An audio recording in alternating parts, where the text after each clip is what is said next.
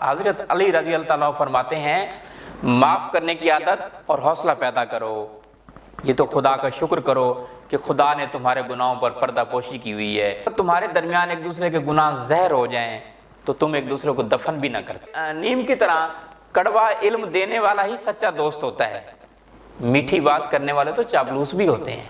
زندگی میں خود کو کبھی بھی کسی انسان کا عادی مت بناؤ، کیونکہ انسان بہت خود غرض ہے۔ جب آپ کو پسند کرتا ہے تو آپ کی برائی بھول جاتا ہے، جب آپ سے نفرت کرتا ہے تو آپ کی اچھائی بھول جاتا ہے۔ پہلے خون کے رشتے ہوتے تھے، اب رشتوں کا خون ہوتا ہے۔ بعض لوگوں کے مرنے سے بہت سے لوگ مر جاتے ہیں، بعض لوگوں کے مرنے سے بہت سے لوگ مر جاتے ہیں، اور بعض لوگوں کے مرنے سے بہت سے لوگ جینے لگتے ہیں۔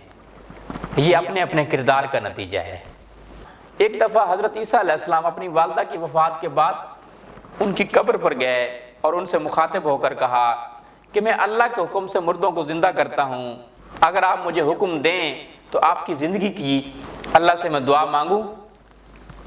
جس پر ان کی والدہ صاحبہ نے حضرت مریم رضی اللہ تعالیٰ عنہ نے فرمایا کہ بیٹا دنیا اور اس کی زندگی بہت حسین ہے، مگر میں موت کی تکلیف دوبارہ نہیں سہ سکتی۔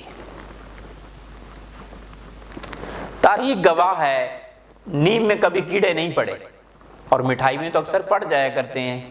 جو تمہیں خوشی میں یاد آئے سمجھو تم اس سے محبت کرتے ہو، اور جو تمہیں غم میں یاد آئے سمجھو وہ تم سے محبت کرتا ہے۔ جس دن تمہارا سب سے قریبی تم پر غصہ ہونا چھوڑ دے، اس دن سمجھ لو تم اس انسان کو کھو چکے ہو۔